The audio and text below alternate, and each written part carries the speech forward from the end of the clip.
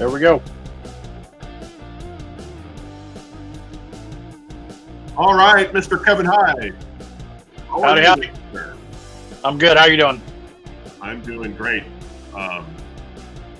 We're live on YouTube, LinkedIn, Twitter, and our Facebook page. That's exciting. Yeah. You don't love it. Matter of fact, I'm going to put the link to the YouTube page in the chat. So hopefully everybody can see that. I don't know if it came through, but let me shut off this music so that it's not so loud. Can you hear me now? You're good. I got you 100. Is my hair okay? I can see your hairs are all good. You don't have any hair out of place up there. Your hair looks great. Just so everybody knows, this is a choice. Kind of. You cut it off? Yeah, you know. Yeah. At one point I did. It just never came back, so I had to stick with it. The ladies like it or what? You know. I do all right. You do, yeah.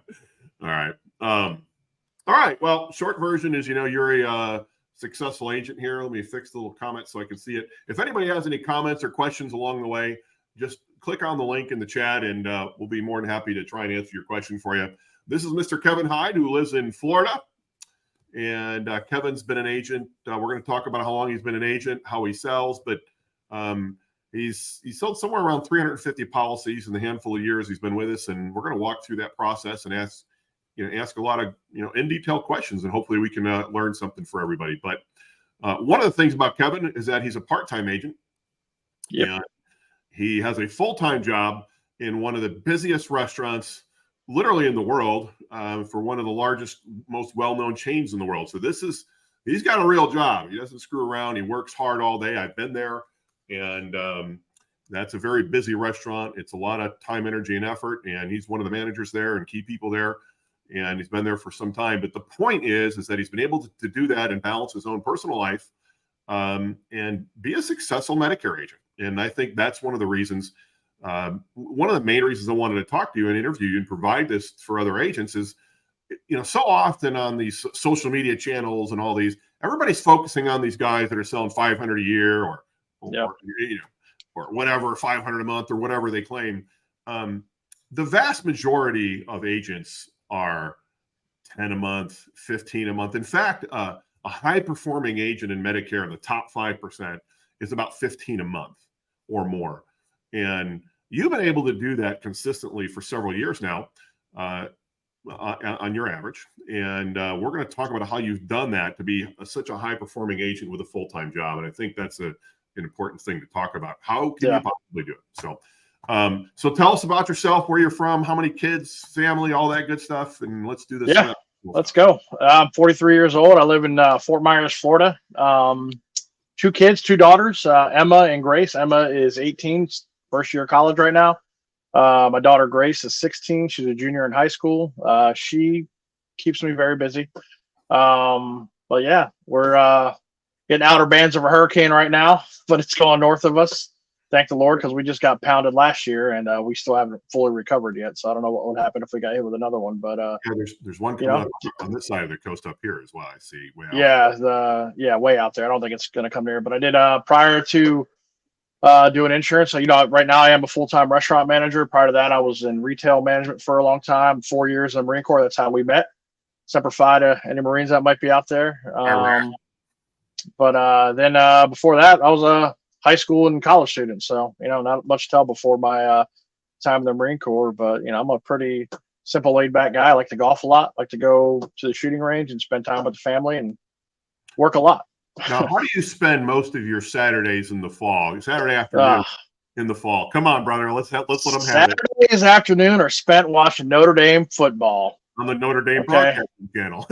Yes, sir. Notre Dame football consumes me in the fall. You can give your heart to God, but your ass belongs to Lou Holt. That's right. Listen, I was in Pigeon Forge for. I'm a big Jeep guy. I was in Pigeon Forge this last weekend for the Great Smoky Mountain Jeep Invasion.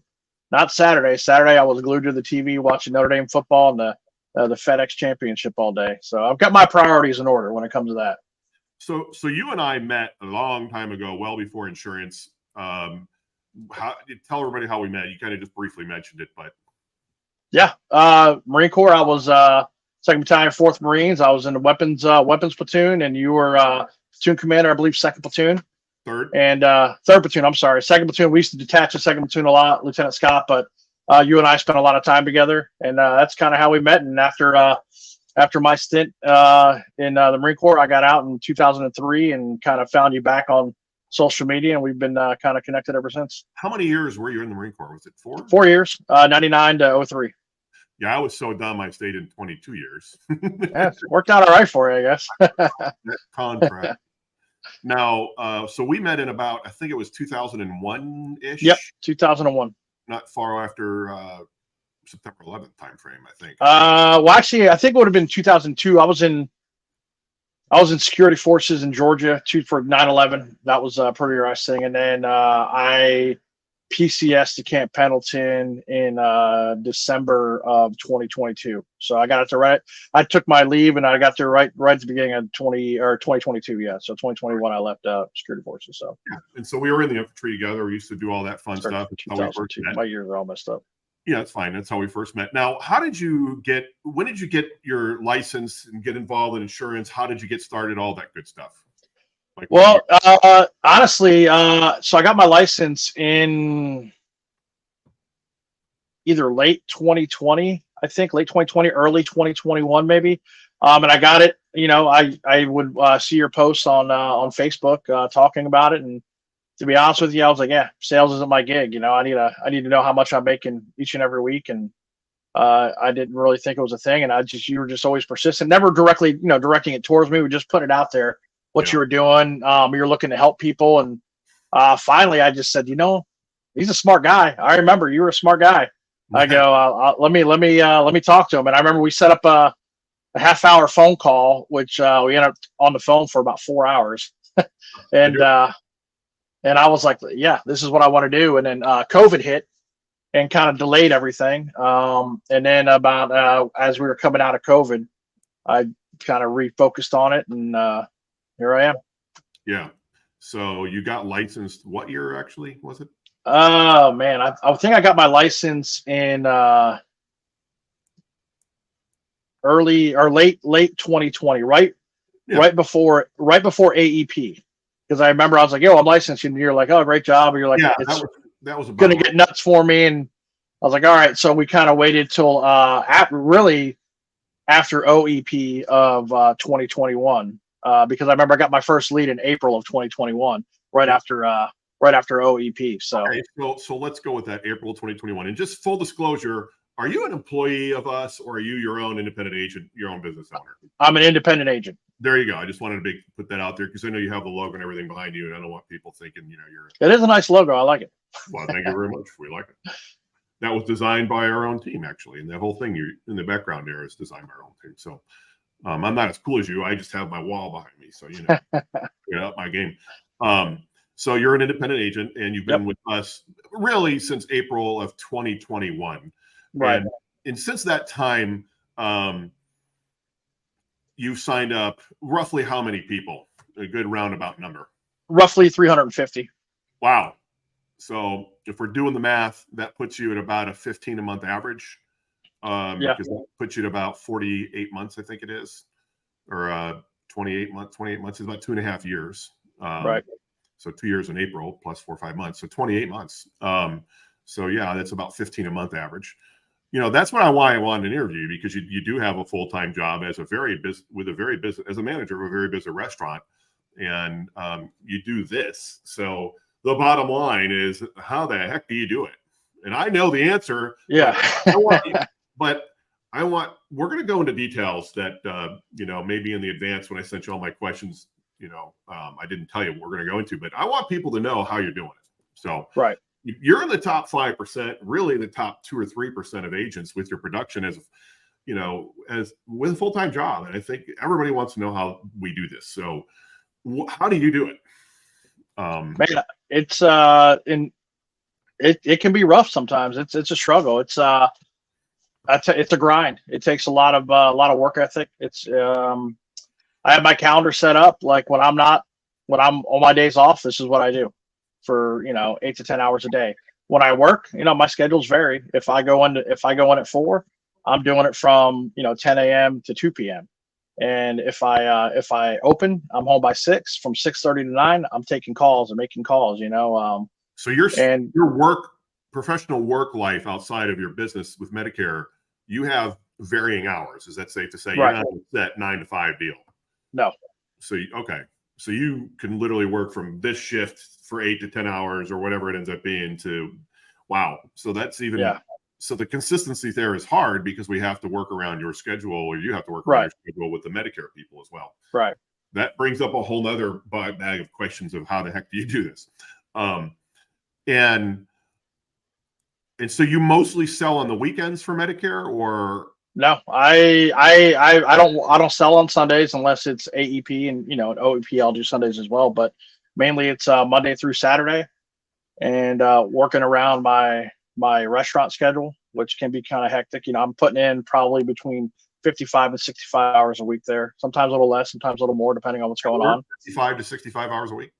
Yep. And here, with this, I'm putting in at least a solid anywhere between 20 and maybe 30 hours a week on top of that. So you're working. Yeah. I'm working. I'm grinding. And I've got goals in place. And I need to do what I can do to get there. And it's been a grind, but it's starting to pay off. And I can kind of see my future starting to blossom a little bit now. But then I'm a full-time dad. Got 2 kids. That are doing a lot of things too. So my schedule changes a lot based on what's going on. But at the end of the day, if I'm not with my kids or at my other job, this is what I'm doing. I try to make time for golf here and there, but that's about it. You hit under 85 in the range golfing, or? Yeah. Okay. Never mind. We don't have to bring that up, do we? No. I'm like a 17 handicap. I'm not a great golfer, but I'm not horrible. The trees like me because I'm always in them. What struggles have you had along the way in your journey, balancing your professional life, your personal life, your life as an insurance agent? I mean, that's a lot of work, brother. 80 some hours a week doing this combined. Yeah. And then, you got to sleep and eat and all the other stuff. So, I mean, how tell us about your struggles.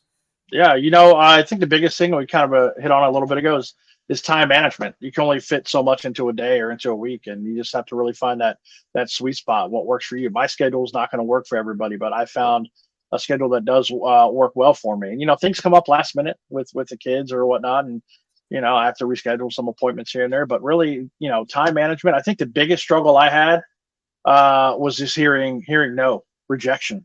I took it personally for a long time. Like, what? I don't get it. Like, why are you saying, and you take it personally, you get pissed off. But then you learn as you get more and more experience, to kind of just roll with it. And, I still hear no, but a lot of those no's end up calling me back later. It's a good thing. Yeah. Oh yeah. You'll get rejected. So let's talk about that, because I think this is something that's important to talk about. So you get rejected from somebody, and you're saying at some point of time later on, they'll contact you back, and you'll still fight them up. Yeah. And, part of that's another thing that makes you successful is just being consistent with your presentation.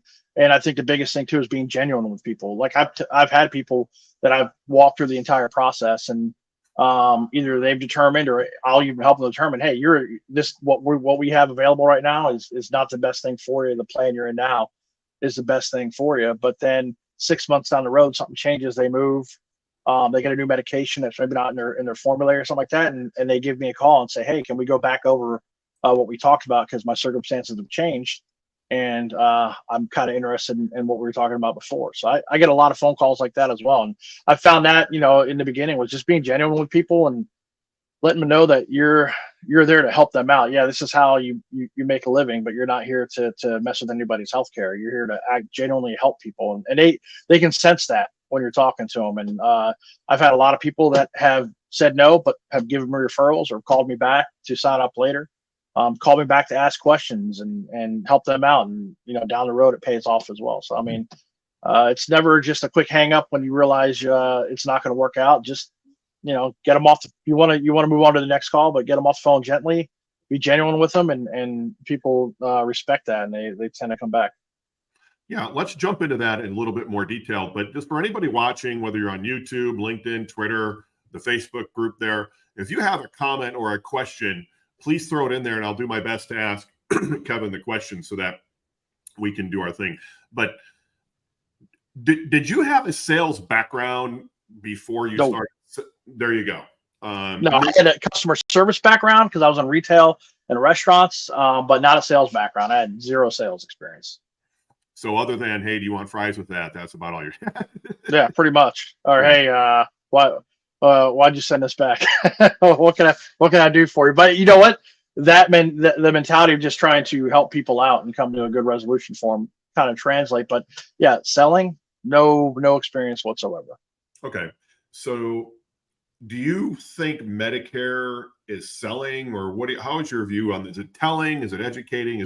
It's educating. It's 100%, and that's kind of how I go into. You're educating them on their options and trying to help them make a good decision for them. And I think one of the crazy parts about it too, and this is where the education really comes into play, is when people are hell bent on, my neighbor has this, my sister has this, my brother has this, and I want it. And you say, well, let's talk about that. And then, it's not a one size fits all kind of deal. And you come to sometimes it does work out, but a lot of times it's, hey, you're on a different set of medications, or you have a totally different set of doctors. That plan's not going to work for you. So you just really educating them on all their options. And that's kind of where then it turns into a sales process after that. Okay. Now, are you selling mostly in person or mostly over the phone? 100% over the phone. So never in person, all over the phone. Eventually I would like to get there, but yeah, right now I'm 100% over the phone. Okay. And we got a couple of questions. Well, number one, are you licensed in other states other than Florida? And I know you are. Tell everybody how many states, roughly, best guess you have in terms of states at this point. I'm licensed in, right now I'm licensed in 48 states and DC.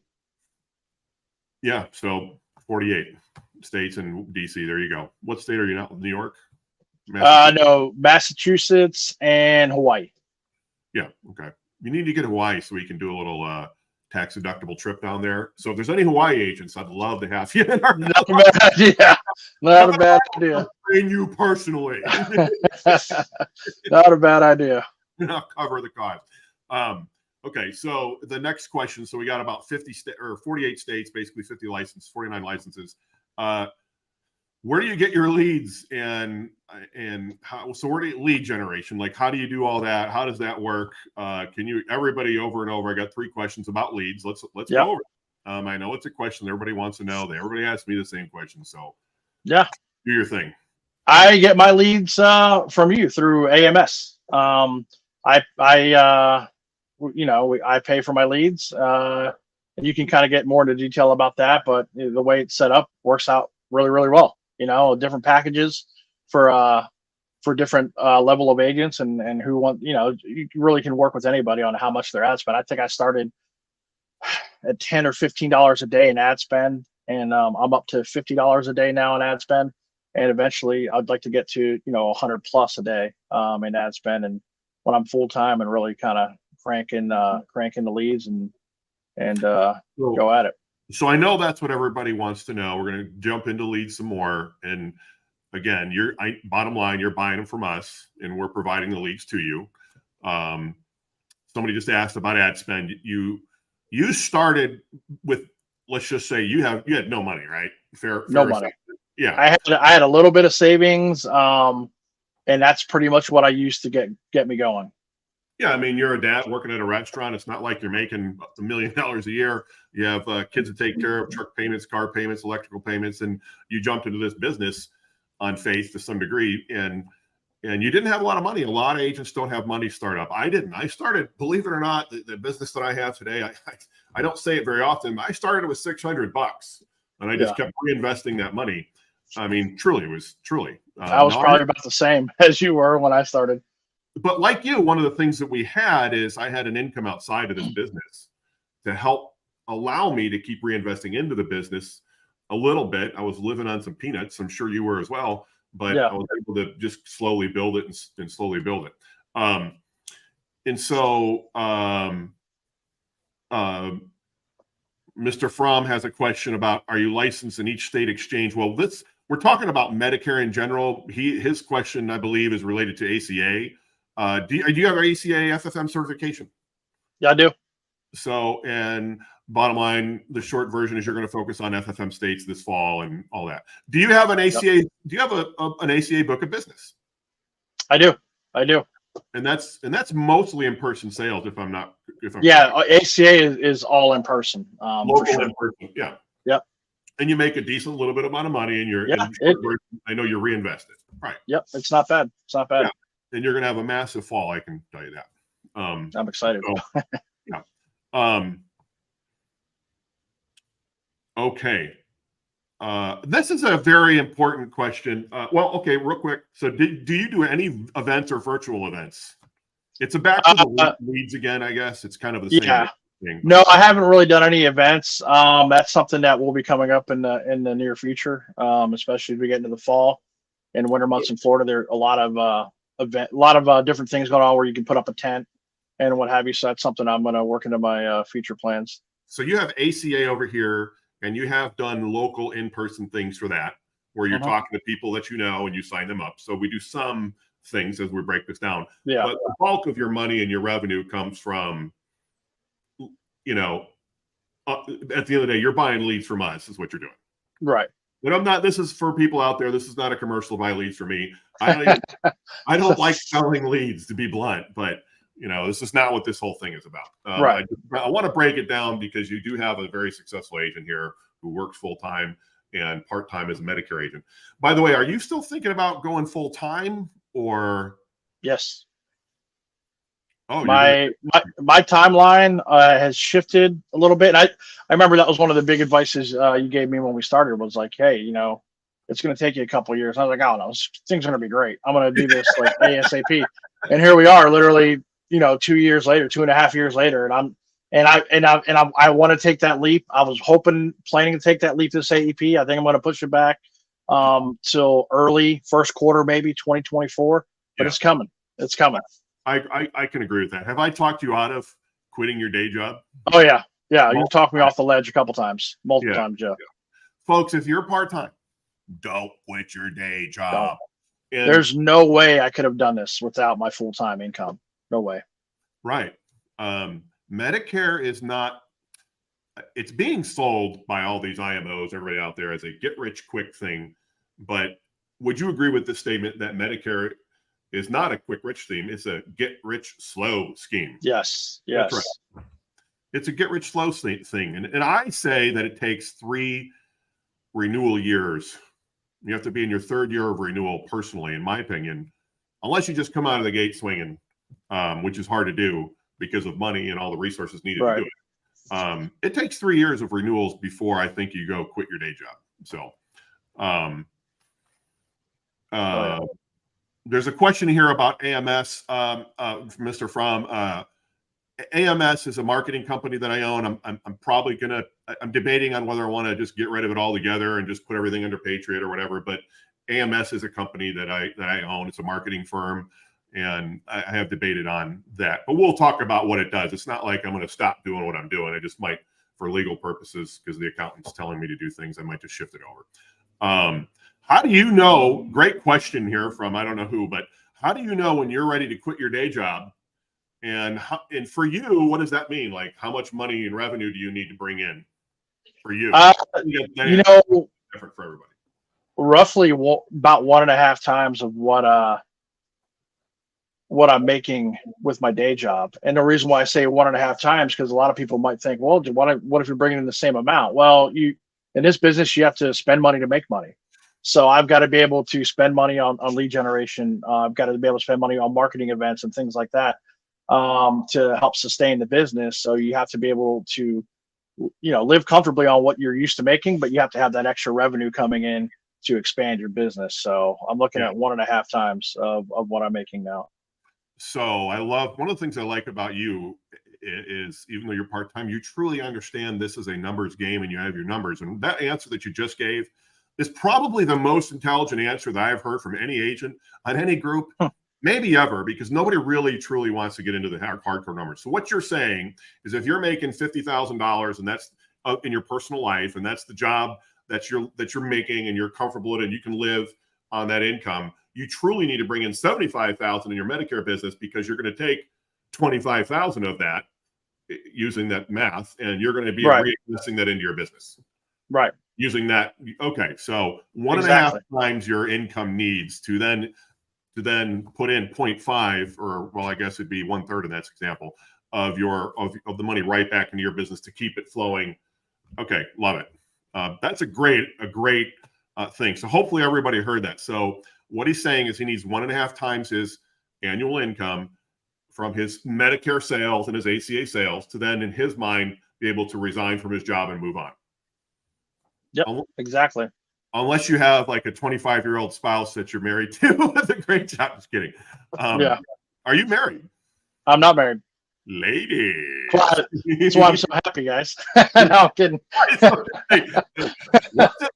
What's it like doing anything you want without, never mind, I won't go there. My wife's probably watching it. It's pretty good. Do whatever you want. Okay, so I love that. Bluntly, what do you spend per month what did you start at spending per month total out of pocket when you first got started? Whatever the math was, I was spending $15 a day roughly in ad spend. Can't even tell you what that is. Whatever. That's $1,500 a month, I guess. I don't know. Yeah, roughly. And then it's not even right now I'm spending roughly $3K a month. So you were spending $450, $500 a month, and now you're spending about $3,000 a month. Right. And what do you get for $3,000 a month? I get a good portion that goes to my lead generation, and the rest pretty much goes to the virtual assistants and some administrative costs, my CRM, things like that. But that's another thing too. I mean, so working full time. Wait a minute, you have virtual assistants? Yeah, I've got virtual assistants. They love me. I love them. I love them more than they love me. Trust me. You love them more than they love you. Guaranteed. Hey, buddy, I love them more than I love you. No, I get that 100%. I mean, they get it done. You wake up and you have appointments on your calendar. You're at work. You can't respond to everybody, and they're there setting appointments for you, letting you know what's going on. It's a beautiful thing. And somebody just asked, do you do any seminars? No, he doesn't do any seminars. This is all over the phone. And he does do some local ACA outreach for people that he knows in the local community. But in terms of Medicare, everything is over the phone. And we covered that a little bit earlier. I know you missed it. So you have virtual assistants. What I heard is you have leads coming in, you have virtual assistants, and you have a CRM. I do. There you go. And anything else that we should pull out? Besides your accounting? Maybe that's about it.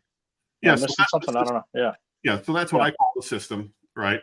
And so you have how many hours a day do your virtual assistants work for you? 24. So 24 hours a day. How many days a week? 7 days a week. 7 days a week, and that's got to be expensive. So you're telling me, for how much do you pay your virtual assistants? They want to know that. So it's. I think I know. What's that?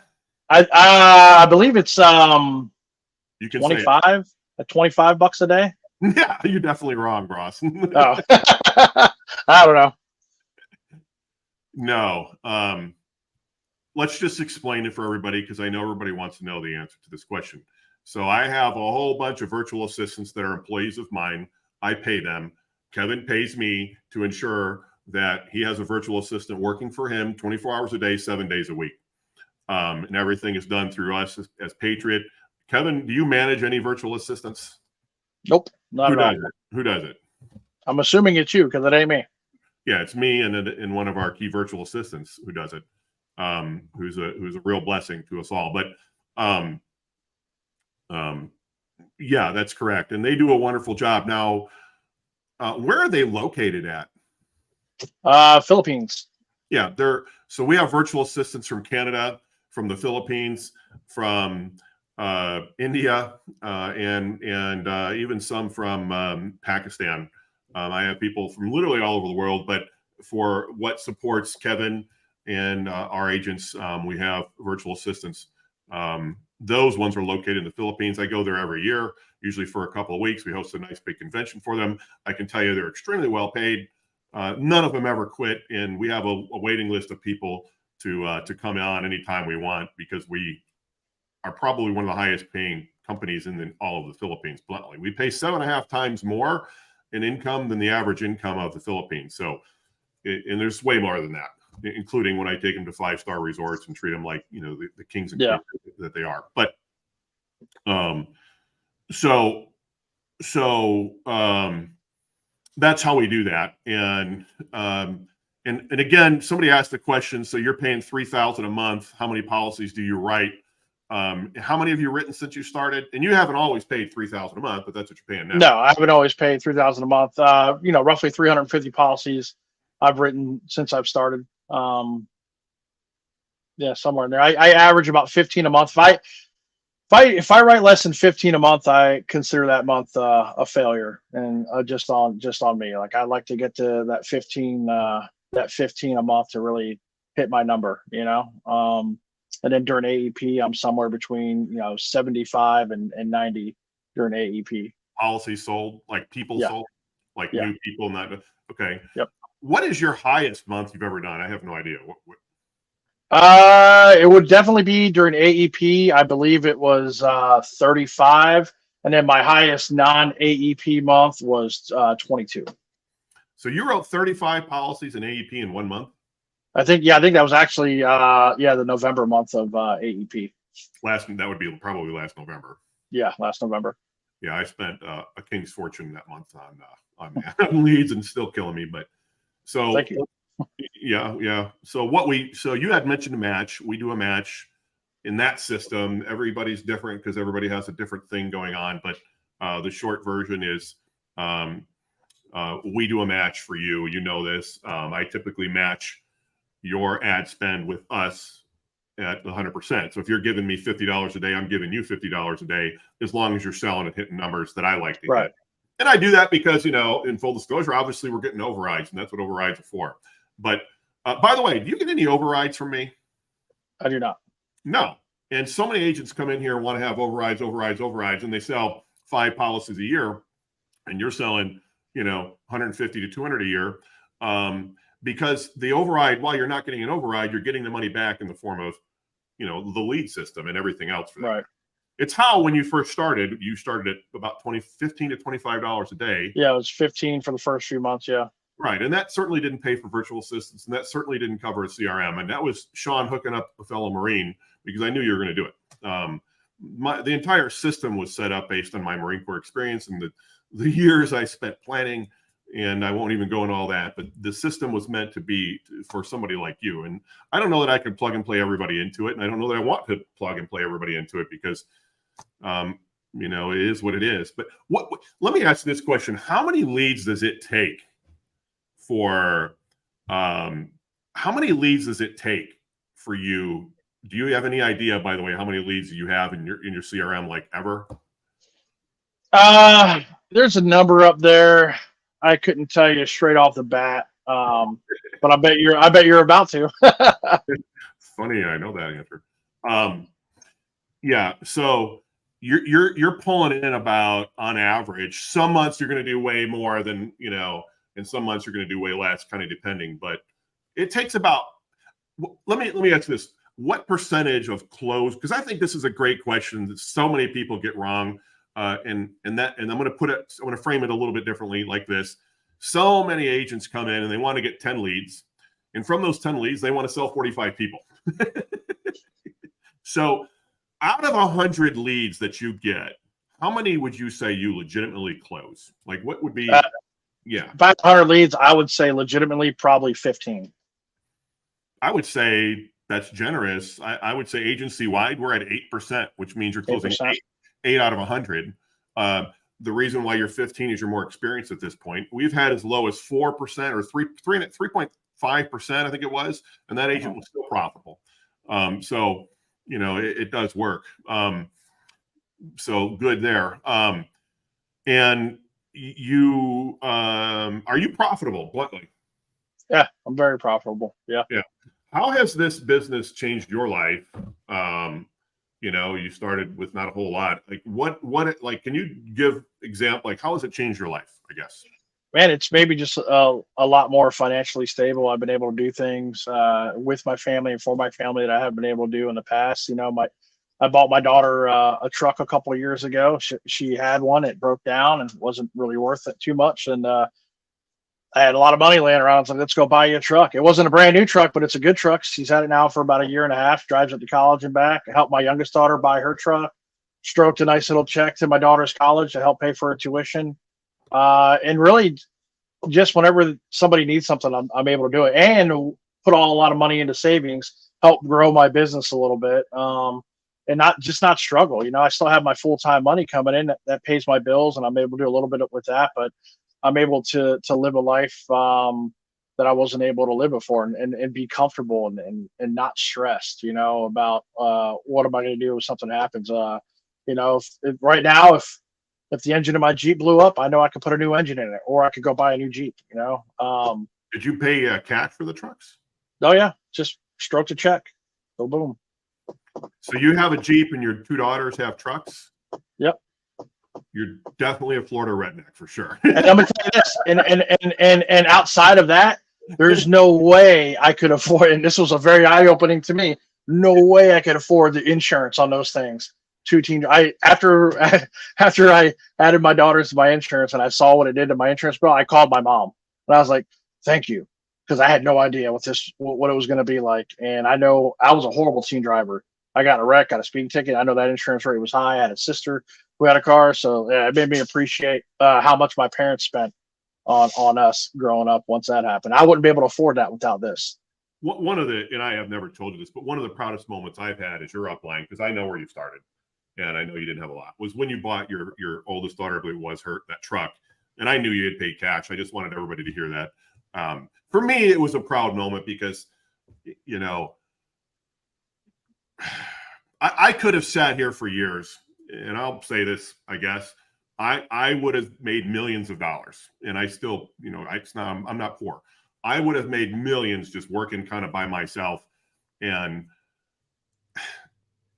why did I start my agency, and why did I start what I have now? I definitely didn't have you in mind. It was my son's football team, actually. And there was these young kids, they're all graduating from high school. And, there was a day when we had factories, and if a guy didn't want to go get a job, go to college or whatever, he could make some money and earn a living and raise his family. You just can't do that today. And without going on down all that, I saw all these kids that were just incredible kids and football players and all that. And, I was coaching and all that. And I just said, I got to help these kids. And so I started what I did and what you are now doing with that in mind. What I found is that along the way, it's people like you that really want it. It's not necessarily the young kids, but that is how I designed it. So let's going to get to some questions here. From Mr. Fromm, so you do roughly 15 a month on average. What percentage is MAPD, MedSup, and Part D? Like, what percentage is MedSup? What percentage is MAPD at this point for you? That's actually really easy to answer. I've sold 5 Part D plans in the 2.5 years I've been doing it. 0 MedSups and all MAPD or MA only plans. Yeah. And that is a product of the way we advertise for those particular leads that you happen to be working. In my office, we're about 50-50 with people that are in person. When we do seminars, we do lots of seminars in our area and all over the state and all that. Half will buy and half a supplement, and half will buy a drug plan, or excuse me, an MAPD or, and all that. And of course, a large chunk of those will buy multiple other plans. But that's from T65 seminars and seminars in general. When you're over the phone, it's a little harder, I think, to do supplements. The lead generation is just different. But we have focused early on MAPD. We did that for a reason. And I did that because I believe the market capacity is 80%. And right now it's still at about 50%, meaning about half of the 60 million people in the United States have an Advantage plan and half have original Medicare. And I believe that it's going to go to 80%. I've seen others throw out 60% and so on. look, I know my numbers aren't wrong. It's going to 80%. And it's simple. 8 out of 10 people over 65 or above have no money, and they're 100% dependent on Social Security. And Can't afford that stuff. they cannot afford a med supplement. But frankly, they can't afford any payments with an Advantage plan. But their mindset is, okay, I'd rather have these benefits for nothing and figure it out later than pay $150 a month for a supplement. I always tell everybody that 100% of the time they should buy a supplement. But if they cannot afford the premium, get a Medicare Advantage plan. That's my personal opinion on how I approach the world. And we tell that to everybody, but a lot of people are choosing Advantage today, and it's going to get more and more and more, despite what all these organizations want to do and what people are saying. When I did my financial security license, I really studied the market, and the market at that time was about 30% Advantage and 70% original Medicare. And the numbers are not lying, and there's still is happening every day. And this is why it's the greatest opportunity, maybe in our lifetime, to earn this kind of money or any kind of money you can truly make, where you can really have a significant impact on your financial wallet. And that is 8 out of 10 people who are 65 and above are 100% dependent on Social Security. They simply can't afford what they've been promised, and they're angry. And the bottom line is they're going to go into Medicare Advantage one way, shape, or another. And there's nothing anybody can do to stop it, because I won't go into the politics of Social Security and all the things that happen there and how these people got robbed. But the bottom line, they have no money and they can't afford a Medicare supplement. Some are just doing it because they have no choice in some markets. For example, I was talking with an agent in Montana. They don't have great Advantage plans there. So it does depend on where you live. But as the carriers go into new markets, there's going to be a lot of people, signing up for those plans. So great answer there. 50 or 100% for you, Med Sup over the phone. Med Advantage over the phone. Is what you're saying. Do you have so you didn't have experience selling. Do you have a script, or how does that work? How did you learn how to do all that, I guess? Yeah. Script. Yeah. Where did you get the script from? From you. So we have a script that we give agents, and we go through. Have you had compliance issues? Zero. So it's a compliant script that we follow, and knock on wood, we won't have any compliance issues. No, sir. All right. Insurance is crazy down here. I'm guessing that's Florida. It is crazy. I'll tell you, I love Florida, though. Lots of Medicare Advantage, lots of seniors, lots of everything, lots of money down there, lots of annuities, lots of life insurance, and lots of good weather, except for maybe right now. Now, yeah. What CRM are you using? Again, what do we use? Our CRM? Yeah. Lead connector, I believe it's called, or that's what it says on my phone anyway. We do what everybody else is doing. I was actually one of the beta users of the Go High Level system long before you. Yeah, I love it. There you go. When a lot of the influencers were out there peddling it, and they have them out there. I've been using Go High Level for some time. I have all of our agents are linked into our system so that we can put the leads in there and help control that process for them. What do you pay for that? Do you know? $99 a month. Pay $99 a month, and then for any messaging, texting, and all that kind of stuff, it's all in there, and you're not getting raked over the coals and so on. Okay. Nope. And so I was a beta tester. I was actually a long time user of Infusionsoft. I have used every CRM under the sun. I don't actually love Go High Level, but it's the best thing that's going right now. So do you have to do any of the coding or any of the setup? No. How does that work, Mr. Hyde? I log in and go to work pretty much, what I do is I go in, I block off my calendar when for what I need. That's really, and I move them around from where they need to belong, under how I follow up with them or won, lost, whatever. And that's all what I put into it. Yeah. So you're not doing, so let's break this down again. So you're part-time, you're selling 350 policies in a 2-year span, basically 15 a month average. You're very heavy. You started off spending $25 a day. Now you're spending about $3,000 a month for everything, which includes virtual assistants, CRM, and leads. Okay. You don't do your own marketing. Nope. And you don't have to worry about manipulating CRMs or doing any work whatsoever behind the scenes. Zero. The only thing you have to do is worry about making calls, selling people. You got it. Yep. And then you do your own accounting as well. So those are really the things that you spend your time, which is very limited because you do have that full-time job of working roughly 70 hours a week. And you're putting, what'd you say, 50 to 60 hours a week? Was it 60 hours a week? 55, 65 hours a week into that. And then about 20, 25 hours a week in this. 60 full-time and 20 part-time as an agent. You just don't have time to do all that stuff. It's almost impossible if you're a part-time agent, unless you happen to know how to do pretty crazy lead generation to be able to pull all this off as a part-time agent. And so many agents come into this with great intentions, with no plan, and they fail. And they do because they can't do it all. I mean, it is just impossible to do, in my opinion. If you're part-time, it's difficult enough if you're full-time, and you're actually selling full-time numbers working part-time. That's what I think is so important.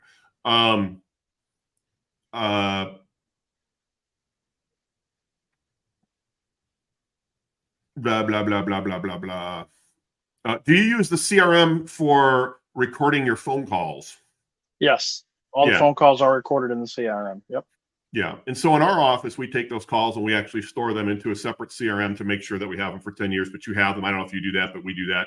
Actually, after our last training seminar, I went out and I got a 2 terabyte hard drive, and now I just move everything into the 2 terabyte hard drive into a folder under each client's name so that I know they're there no matter what. How do you do scope of appointments then? All my scopes of appointments are verbal. Oh, verbal. So do you ever get signature scope of appointments? I do not. Okay. We do in our office. We sometimes do them signature where we send them a text message. They sign off on it. It comes right back in. It goes right into our drive. We have some agents that do that. My brother is an agent in California. That's what he does. He uses the same system that you're using, except he just gets signatures. Most of our agents out there are just doing verbal scope of appointments, which is approved by CMS. And so you just go right into that in the beginning of your presentation. Yep. It's in the script. Word for word in the script. So you don't have to worry about it. Exactly. Yep. So you don't really have to do a lot of thinking. Man, that kind of hurts a little bit, but yeah, no, I don't. I was going to make a Marine comment in there somewhere. No, that's exactly what I was thinking. It's Marine proof. Well, funny you mentioned it's Marine proof. But again, the whole system was designed based on my experience in the Marine Corps, and when it really hit me bluntly was well before I was planning the inauguration for Obama's second inauguration. And I dealt with thousands and thousands of people who all have these government jobs. And it was very difficult to get everybody to go in this direction because everybody wants to go this direction. And it really changed how I viewed people and organizations and how I, did things without going into detail. And so when I got into Medicare, I failed miserably. I would love to tell everybody I came out of the gate shooting and I was making it and so on. I'm going to fast forward to the whole thing. I had some income. I was able to, because I'm retired, I have money coming in. My wife does work. She has a good job as a teacher. So we were fine. We were at least feeding our family. But I was able, because I had that money, just like you have that job, I was able to continue going on. And I made lots and lots of mistakes because I had nobody to teach me. And I won't get into that whole thing about the would-be teachers out there. It's why I started this page, why I'm doing these interviews, because there are so many new agents that were just like me who and like you, but you had a radically different experience than I had because you had the system laid before you. So bottom line is the system is been made that we do through thousands of mistakes that I've made. And in the Marine Corps, we run into a tree and we work our way around it into the next tree that we run into. And so we've just made mistake after mistake after mistake, and we figured it out. And you're one of the beneficiaries of that. Yeah, I make money, of course, because I'm making an override, but I reinvest a large chunk of that back to you to help your business so that I can make more money. And that's the relationship that upline should have, with their downline.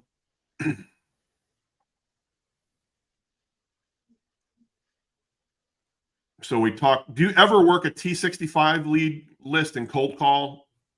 No, don't do any cold calling. I couldn't think of a bigger waste of time. I know some agents do it successfully, but for me, I'm looking for guaranteed predictable results. I know that if I'm at a 12% close rate of leads and I get 100 leads in this month, that I'm going to have 12 sales. I don't know that if I call 100 T65 people that I'm going to get 12 sales. But if that worked for you, then I would say do it.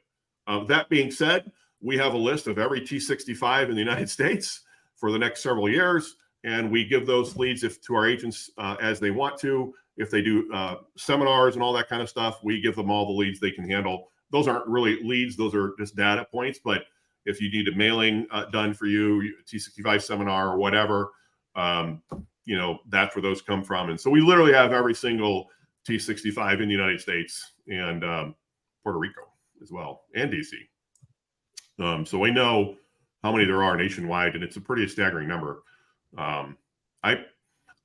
Where do I get those lists? Because everybody asks me. The bottom line, I have a really good source for those lists, and I don't ever give it up. So it's very expensive, but it's what upline should be doing, I think, for their downlines. Thoughts on a new agent doing retail a couple times a week? Would you do retail? Would I think what they mean by retail is setting up like a booth or something? Yeah.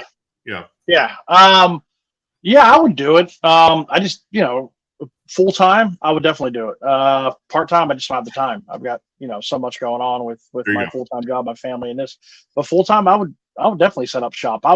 Listen. We have a huge Oktoberfest party here in Cape Coral, actually, at the German American Club, and there's tents everywhere. There was a Humana tent there last year, and I went up and started talking to the agents. They were captive agents for Humana, and I started getting into them and how many they sell, and I kind of giggled at the number because it was lack of a better term, it was pretty weak, So I would love to set up tents and things like that, but right now I'm just not where I can do that. But yeah, eventually I'm definitely going to be doing things like that. I think it's a good investment.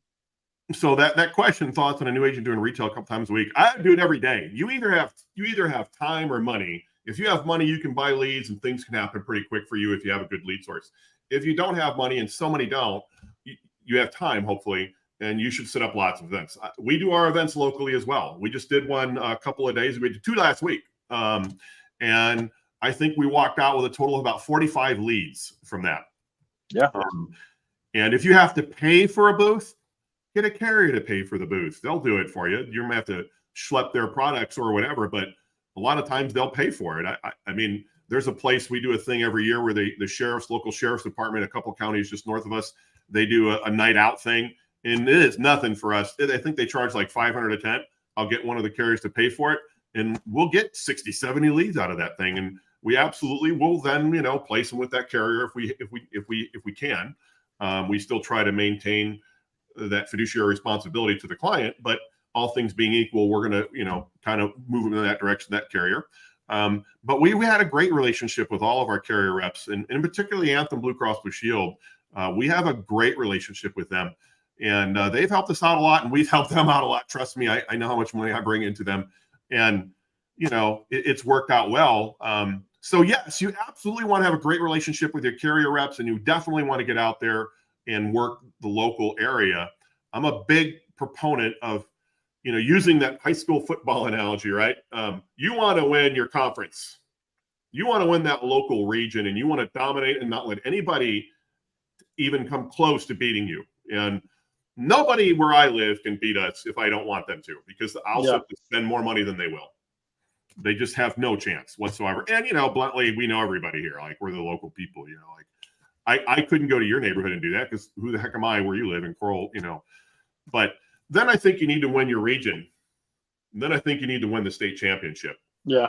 I'm working on the state championship right now. So if you're in Virginia, you might want to come up because it's not going to go well in the near future. In terms of lead generation, I won't get into that. But so yes, work your local area. How were you able to advance your states? Like, you had one state, you didn't have a ton of money. How did you just buy a bunch of states at one time, or? Well, I tell you, what I did was I went on Nipper. I highlighted all the states. The bill came up. I was like, heck no. And I just went for all the cheap states. Yeah. I started out West Virginia because that's where we focused at, because we were doing D-SNP plans, and I was West Virginia, Virginia, Florida. And then as I got money, the first year, every cent that I brought in went back into my business, buying additional states and buying more leads and things like that. I really didn't put any money into my spend any money outside of my business for the first year. I reinvested everything just so I could expand and try to be successful. It was hard because sometimes you get you have a good month. You wake up on that Friday morning. Oh, that's a good chunk of change in my account. Oh, my Jeep needs new parts. But nope, had to be disciplined, and nope, I got to go buy 3 or 4 more states, and that's what I did. Can you add states? Because again, people are brand new in the as agents. Can you add, like, talk about this Nipper experience? So you add every state all in time, or you can just pick and choose? Can you buy a different state any time of the year? So you buy states pretty much whenever you want. Some states, they renew the end of the month on your birth months, no matter when you sign up. So for me, if I sign up on August 1st, I'd have to renew at the end of the month. I think there's like 2 states that do that, but usually it's a year out. But yeah, you can buy any state you want. I just started picking and choosing, and then if I had a lead in a state I wasn't licensed in, and it was going to be a sale, I'd talk to the guy, and I'd be straight up, hey, listen, I got to get licensed in your state. Give me 4 or 5 days to get it pushed through, and I'll call you back, and we'll close the deal. Okay, no problem. And then I'd go buy that state, call the guy back, close the deal, and I know the commission for that sale was going to reimburse me for buying that state, and that's kind of how I just started going about it. And that may or may not be 100% compliant, but we won't go there. Oh, oops. I meant don't do that. This is brought by Ricky Bobby Inc. Just kidding. Do you think you would have had, this is a question from somebody on Facebook, do you think you would have had as much success if you've had, if you just stayed in your own state? In other words, licensed in Florida only? No. Well, it's hard to say, but probably not. Probably not. Because I mean. Why? Like, why? Yeah, Florida's, just like Florida's probably pretty saturated with Medicare agents. We are a pretty big retirement state. In Florida than there probably is in the rest of the country. There you go. So, and then, you're just opening yourself up from, I don't know, population numbers, but let's say Florida's got a population of 100. You open up more states, that just increases the population that you can market to and sell to. Yeah. Mr. Fromm, Nipper, N-I-P-R. I don't even know what it stands for. Just Google it. It's where, or you could do Surcon, and that's where you would get additional licenses. I think Nipper is a little bit cheaper, but everybody in our agency typically uses Nipper if they can, or randomly some Surcon stuff. Yeah. So I think, especially in Florida, which can be a very challenging environment, there's most of the CMS rules come from Florida over the years. Like, Florida's got a lot going on down there. Nothing's wrong with Florida. I feel I could go to Florida and compete. I'd love to just park in Orlando myself for about 7 or 8 months, and I would kill it personally. But I have a lot of experience to do that. So, very good plans in the Orlando area. Great question. So let's back up real quick. So you have leads coming in, and what do your and you're working and sleeping and at some point selling another 20 hours a week. What do your virtual assistants do for you that you're not doing?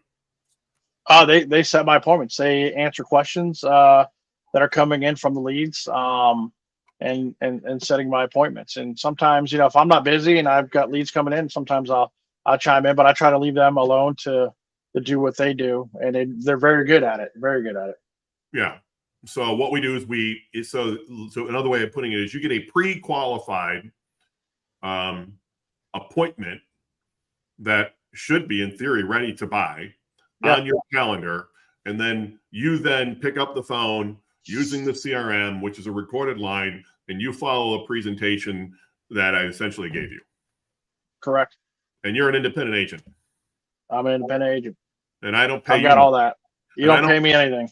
You got it. And you're not an employee, and I haven't paid you. Okay, that's how we do it. All right. Now, that system is not available for everybody. I have known Kevin for a long time. He's a Marine, and I take care of Marines, Semper Fi. Right? It is what it is. Is the $50 per day ad spend paid up front, or does it come out of your commission? I mean, well, we bill every month on a monthly deal. There is no contract. If you want to leave, you leave. No one ever leaves. But I have kicked people out. But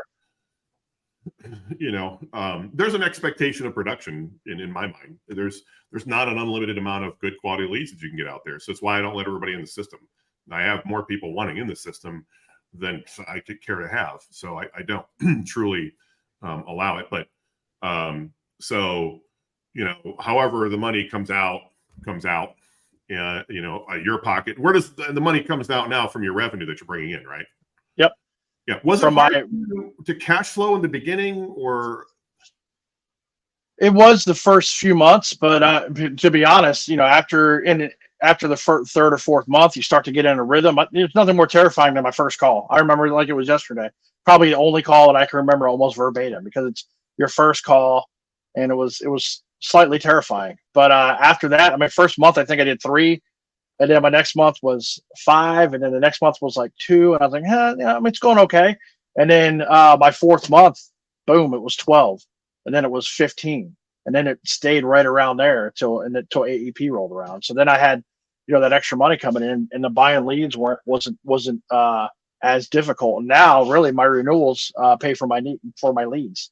Yeah, so I get my renewals in, and that pretty much pays for everything else. And then my new commissions, I can use that for additional marketing or for Jeep parts. I don't know. It goes to truck for your daughters. Okay. Yeah, right.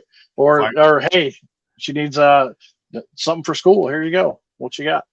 What is gas per gallon down there? Like $5 a gallon? Man, it was $3.29 when I was in Tennessee, and I got back to Florida. It was it's $3.80 now. Lovely. Yeah. It's gonna get expensive with this hurricane, I'm guessing. Yeah, probably. What are your goals for the future when it comes to selling insurance? Your short, your mid, your long term. What are your goals now moving forward? Short term for me is AEP, have a very successful AEP. I'd like to I'd say I'd like to hit the numbers that I've had the last couple of years, but I want to exceed those. I want to try to get over 100 for AEP. That would be what I'd be considered a successful AEP. There you go. My midterm goal is to go full time. I've been doing this now 2.5 years. I'm definitely ready, experience wise, and knowledge wise, to go full time. But it's scary. You're going to lose your full time revenue stream. Is coming in. Every 2 weeks. But at the same time, sometimes you got to jump off that diving board to kind of give yourself that extra push. Yeah. If you were full time, would you think 100 during AEP is a reasonable number or more?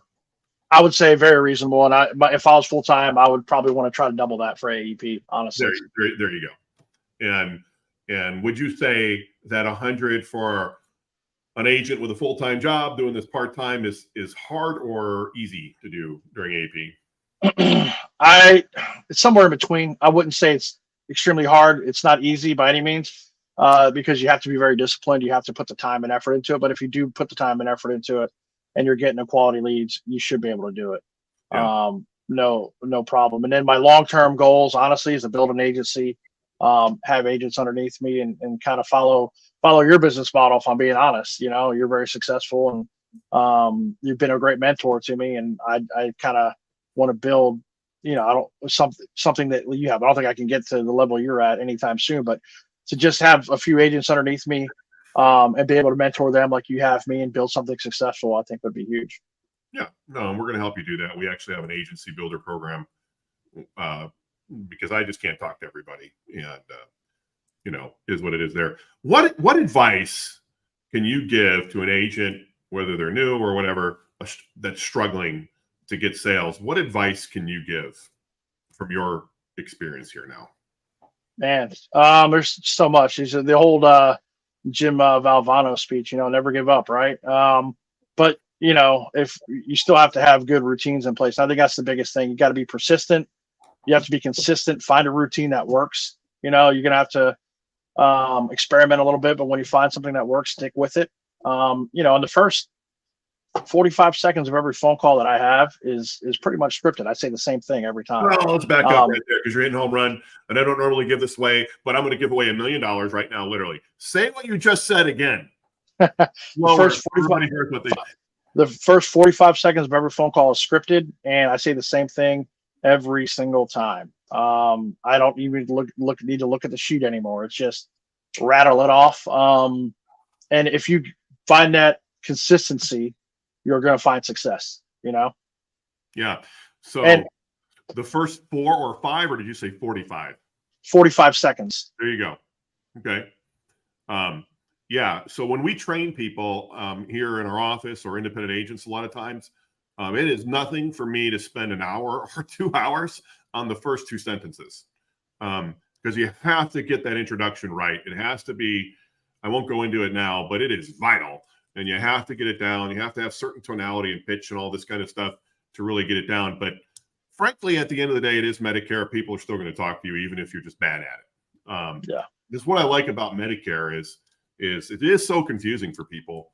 You just have to be a good educator. You don't have to have a lot of raw sales ability.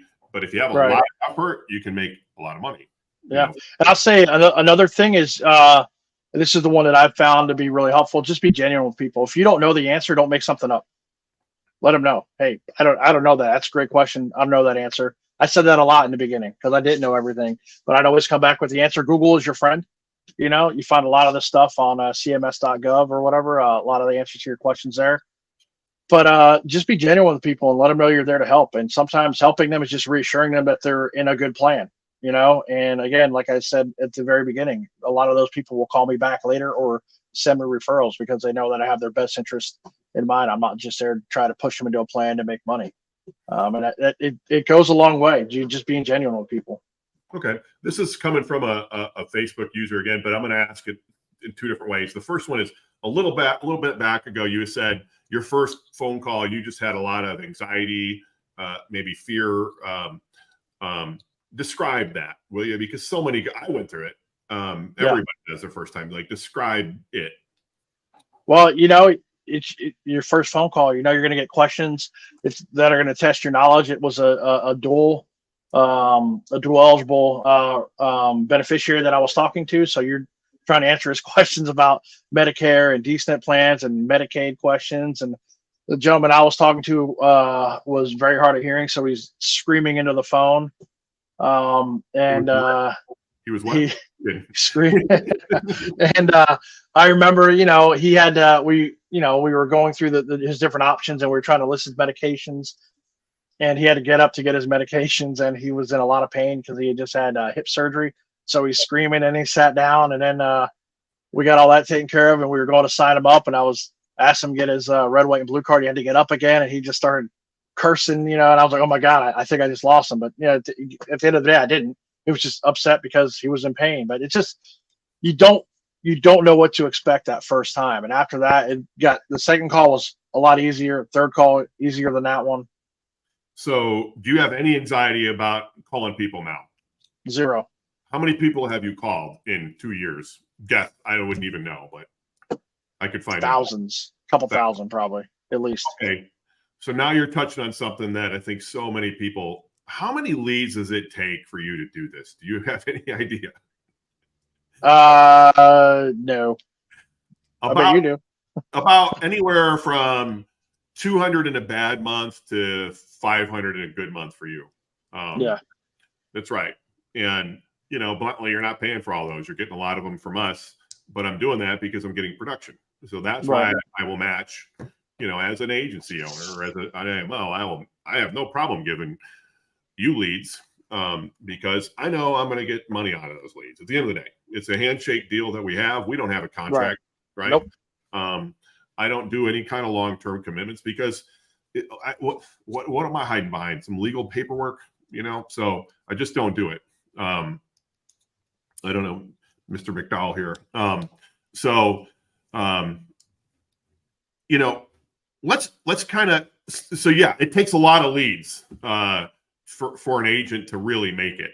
And that is the toughest part. I was talking to an agent the other day. They said their upline screwed them out of 15 leads. I'm thinking, you're bitter over 15. I mean, I'd be bitter too, but I don't know about 15 leads. Like, how many, you get 15 leads a day for crying out loud. Yeah, there's some days where every time I get a lead, it pops up in my email. And there are days I wake up and boom, there's 20, 30 in there. And let's go. Let's go. One day. I mean, we get many leads sometimes. And I just give them away because I got to do something with them. So, you know, it is what it is. Let's go to the human side of things real quick because we're talking about money. We're talking about closing rates. We're talking about percentages. We're talking about what does it give you to when you help these, like you're helping people, and we all help people in Medicare. I like to talk in numbers more than anybody. I can get into that, but at the end of the day, it all means BS because it truly just comes down to helping people. And have you 100%. You help people? Listen, I've helped a lot of people. I had a guy Last week that I moved from one plan to another because he needed some major dental work and his dental bill was about $7,000. He couldn't afford it, and that was after his MAPD paid for what he needed done. He had to come out of pocket. $7,000 is what he was quoted, and there was a plan in his area through Cigna who's really stepped up, $20,000 in dental, and he gets everything to the VA. So for him, it was just, I need something that's going to give me good dental benefits. And we got him moved over to that plan. And the guy was tearing up on the phone and said I was sent from God. He said, matter of fact, he said his God is a great God, and his God put me in his path to help him. And he thanked me, and it makes you feel good at the end of the day. And you know what? If the plan, if I wouldn't switch a person like that just to switch them, like there was a reason to switch him because it was the best plan for his needs, and that's what we put him in. Maybe when he was put on the other plan, it was the best plan at that time. But now things changed, and we moved him over so that he could get his mouth taken care of. And I told him there's with that plan there's going to be copays, this and that, but it's not going to cost you $7,000. And he was very thankful. And you get a lot of the people that you talk to that are just, hey man, really thanks, appreciate it. They're just looking for something that's going to give them a little bit more money back or this and that. But then you have people that genuinely need help. And those are the ones that when you can help people like that, it means a lot. It makes you go home at the end of the day and feel good about yourself that you're out there actually helping people and making a difference in their lives. Yeah, I mean, I can think of two for me. In one story, I didn't make any money whatsoever. It was an HIV patient, and she was taking a medication that was that was $15,000 a month or something crazy. Oh. And this was in the Virginia Beach area. And, I couldn't help her, but I couldn't stop thinking about this person as a human being. And so I made some phone calls to some people I know. We got her in touch with a medical school down there, which happened to be very close to her house. She doesn't have a car. I mean, it's just a bad situation. It won't go into her deal. But bottom line, she had HIV and needed medication or she was going to die. And we were able to get her into that medical school. I didn't sell her any plans. I didn't make any money, but I just couldn't stop thinking about this person. And what I did is I got her in touch with the medical school, and they had her come in. I don't want to say experiment, but they wanted to help her, and she would be like a student for all the student doctors, and not experimental medication or anything, but she's getting her health care through this medical school from these doctors in training, and they're giving her free medications.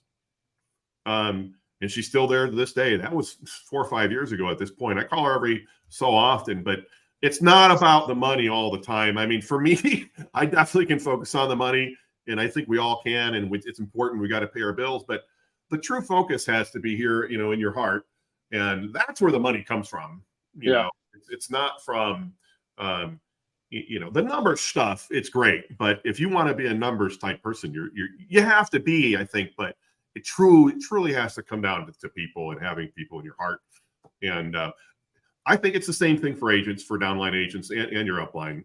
I have a wonderful relationship and partnership with the people I work with, and with you and all of our agents for the most part. So it's why I don't do contracts. I mean, it just, if you want to go, then by all means leave, but I know it just won't happen because it never happens. So let's move on here. We're going to get to the end. What advice would you give to a new agent starting out? I've seen a few questions like that, and I had it on the little questionnaire thing I had ready for you. What advice would you give? Man, just be able to manage your time.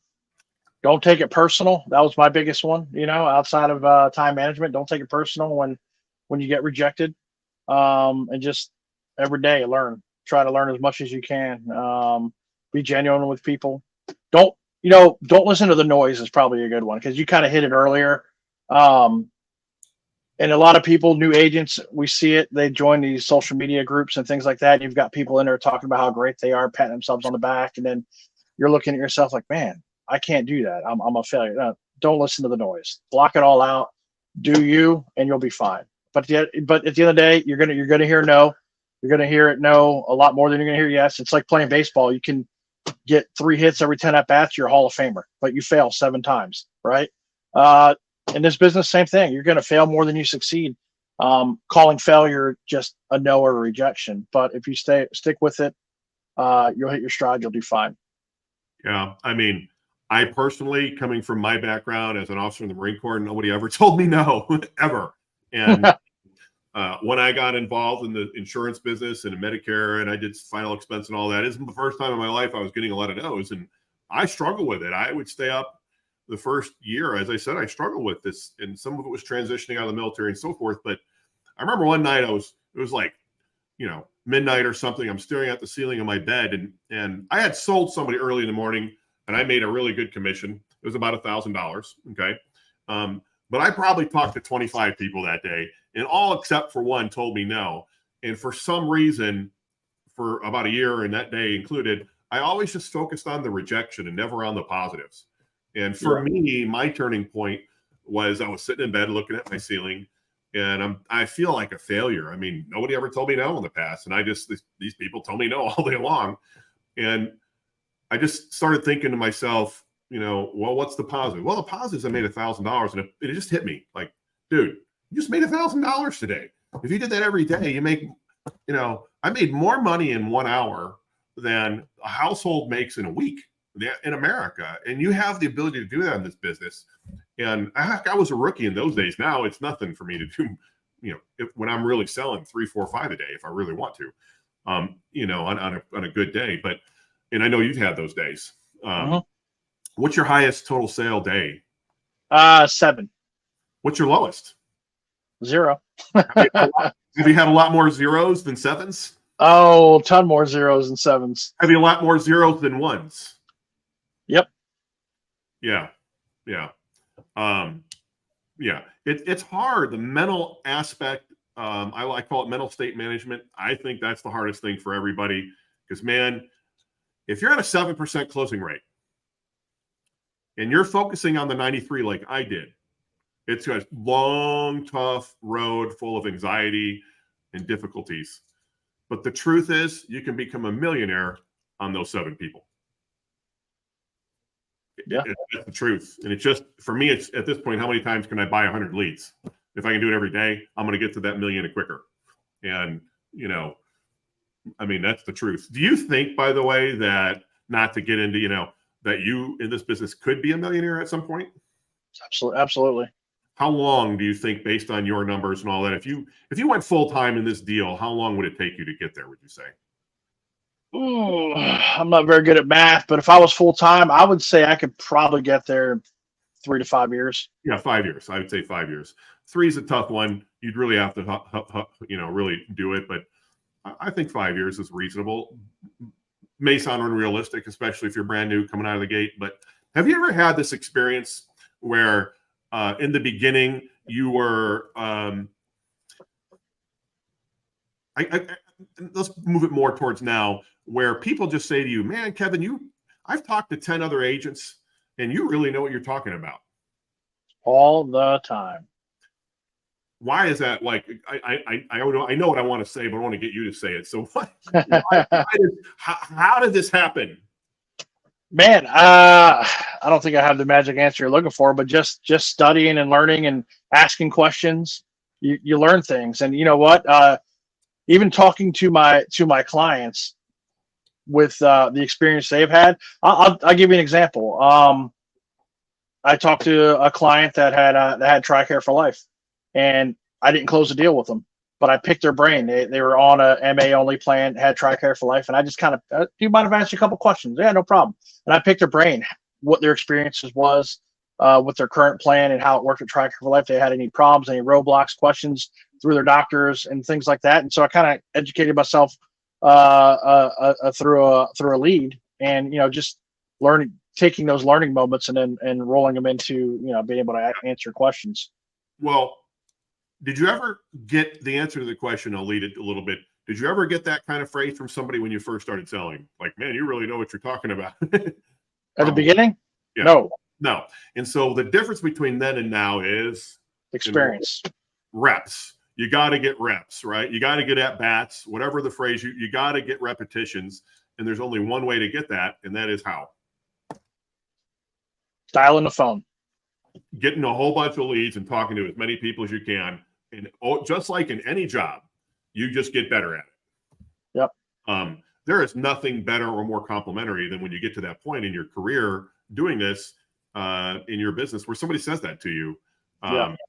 We get it all the time here. And the reason why that happens is because there's so many agents that come for 6 months or less. They get licensed. They're pushed by these call centers. They don't know anything. They're just pushy.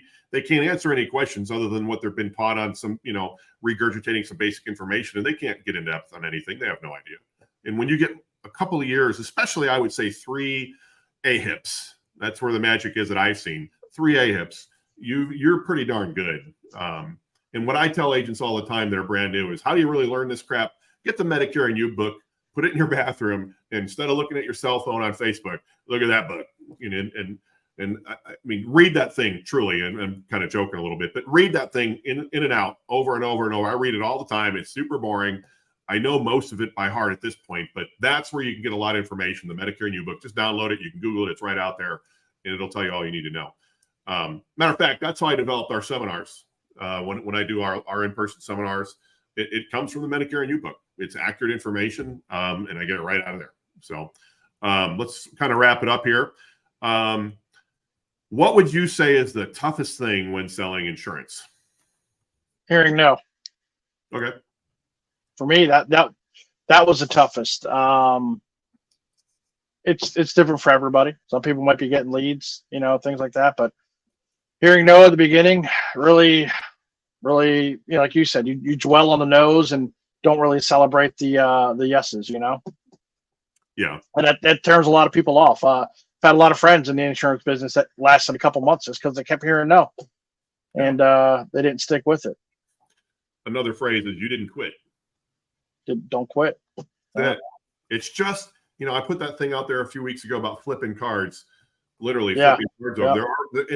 And that whole thing is so true. There's 52 cards. You flip them over. You pay me for every $1 for every card, but I'm going to pay you $25 for every ace. You just don't know where the 4 aces are in this deck of 52 cards, but they're in there. And it's no different than in Medicare. Those aces are in every lead somewhere. Somewhere they're in the stack of leads. You just, as long as the numbers work out, you can make it work for you, because it just becomes about putting more money in as you get more money and growing your business. And that's how I did it. And that's how a lot of people have done it, right?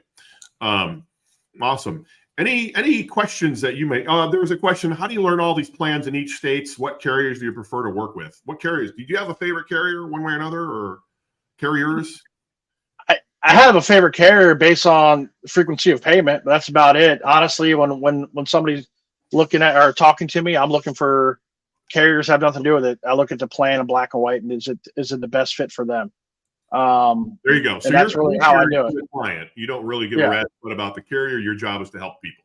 Okay. Yep. And when it comes to, no, I don't. I'll talk to somebody in Virginia one day, and talk to a guy in California, talk to a guy in New York, New Jersey. I don't know all the plans, but as you get more and more experience, you kind of tend to know what pretty much Cigna's offering, what Humana's offering, what's United offering, and then using your enrollment platform, you line them up side by side. You're asking the client the questions, and you're going through the summary benefits with them, and you're going to figure out which plan is best for them. You don't have to be an expert on every plan in every area, but you need to be able to decipher the summary of benefits and apply that to what they need. So you're doing, let's call it a needs analysis, like we're supposed to do. You're finding out what the client needs, and then you're going to spend some time. If you don't know the plans in that person's area, you're going to hump it and basically waste some time probably, but you're going to find the plan that and usually part of the time management is, I've got a few minutes before the call, I've got their zip code as part of the lead, and I'm kind of pre-screening some of the plans, MAPD, MA only, PDP plans, things like that, so that you kind of know what you're getting into. Now, that's not always the case. Sometimes you're getting off the phone late with somebody and you're rolling right into the next call, and you got to kind of wing it. But yeah, you can stall them out a little bit and just let them know, hey, I'm comparing a few different plans here. Based on what you tell me, I'm going to eliminate a couple of them. A couple of them might have, they might really need good dental. So you're going to eliminate the plans that have crappy dental, or you might eliminate, they want over the counter. So you're going to eliminate the plans that don't have very good over the counter. And then you'll help them make their decision based on what's left. Yeah. We're getting a lot of questions here from Facebook and some on LinkedIn here and YouTube. Where do you get your best ROI, organic or paid leads? It's Paid. Paid leads. And yeah, I think it could also be TOI, time of investment, right? And return on investment. I think it depends on what you have available. And listen, I think I told you this last week. I've done a couple little things too, just for local marketing, where I bought 400 pens from I can't remember, the pro shop that asked me about Medicare. They have my name and my phone number on it, and I work in a restaurant, so guess who I give the pens to? My servers, because pens get stolen, and I take them to all the other restaurants that our franchise owns in the area, and drop off 200 at every restaurant, 100 there, 100 here, and I've gotten 3 or 4 phone calls from. If I close 2, that pays for my pens and then some. So little things like that. Are you giving all away our secrets right now? Did you say something about our pro shop? I don't know what you're talking about. So, okay, tell everybody what the pro, because I never even talk to anybody. I mean, I get agents that ask me stuff all the time. I, to a man, never mention the pro shop, but go ahead and tell everybody what the pro shop does for you. Pro shop is just branding, marketing and branding, koozies, business cards, refrigerator magnets, pens. You upload your logo, your information. They can print it on anything, t-shirts, collared shirts, whatever you want. And, you can do whatever you want. There you go. Boom. Right off the pro shop so we have a pro shop set up for you where you can go purchase. And would you say you're paying a premium price or you're paying an at cost type price? No, because I paid definitely closer to an at cost type price. We don't make any money whatsoever. Yeah. Actually, I pay a membership for this whole thing. Do you get charged shipping for that and handling? Nope. Free normal shipping, whatever you call that. Yeah. Merry Christmas. And it's quick. It's quick. The 400 pens I ordered, I got in less than a week. So it's quick. Yeah. So bottom line, agents can go on and get branded stuff. They can plug their own brand in. They can use our brand. That's how we're doing it. That's how he does it. And now, in full disclosure, I do not make money off of that because I don't believe in nickel and diming every agent to death. So I can put more money in my pocket. I want one goal and one goal only, and that's you to take your money and put it right back in your pocket through sales, which then I benefit from because I'm getting more override, right? I mean, that's the relationship we have. What is the average? Here's a great question from a Facebook user. What is the average time that you spend on a phone call with somebody?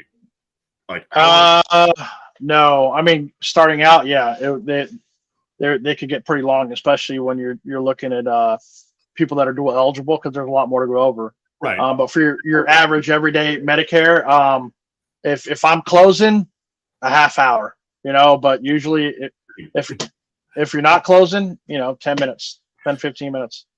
So you get on the phone, you qualify them, find out if they're going to buy one way, shape, or another. If you're not, you're getting off the phone and going to the next person. Right. And if you think they're going to buy, you'll stay on with them for 2 hours. Yep. There you go. And the best part is I get on my my keyboard and I send a message to my virtual assistant. Hey, can you move so-and-so? This call's running along. No problem. And that's solved as well. So you don't have to worry about upsetting the next person because you missed an appointment. Okay, now we're talking some efficiency stuff. I know we're way over time, and I appreciate. Are you okay talking a little bit longer or no? We'll go a little bit longer. Well, okay, here's a question. We won't go into all that stuff because anyway, do you use Zoom calls? This will be the last question. Do you use Zoom calls as your clients as part of your meetings, or is it just all over the phone? No. It's all over the phone. You've never used Zoom? I have never used Zoom personally, not for a client call, no. Awesome. Well, Kevin, man, I really appreciate you saying all this stuff. I think we've helped hopefully some agents out there. And I really appreciate you taking your time, energy, and effort. I know you probably got to get back to work or selling or whatever you got going on today. But do you have any last thoughts that you'd like to share? Just keep at it, man. It's a good business to get into. It takes time. It takes effort. It takes energy. It's a grind. But once it starts rolling for you, it's so worth it. I mean, yeah, the money's good, but like we kind of talked about it earlier, helping people is probably the most rewarding part, because there's a lot of people out there that just don't know anything about Medicare, and you're just educating them and helping them get into a better area as they age. And we all know as you age, healthcare becomes a lot more important. Awesome. Well, I appreciate it, man. And thanks for your time and efforts with everything. And keep grinding, brother. Okay. Thanks, guys. I appreciate it. All right, man. Have a good one. Thanks, all right, you too. Bye, guys.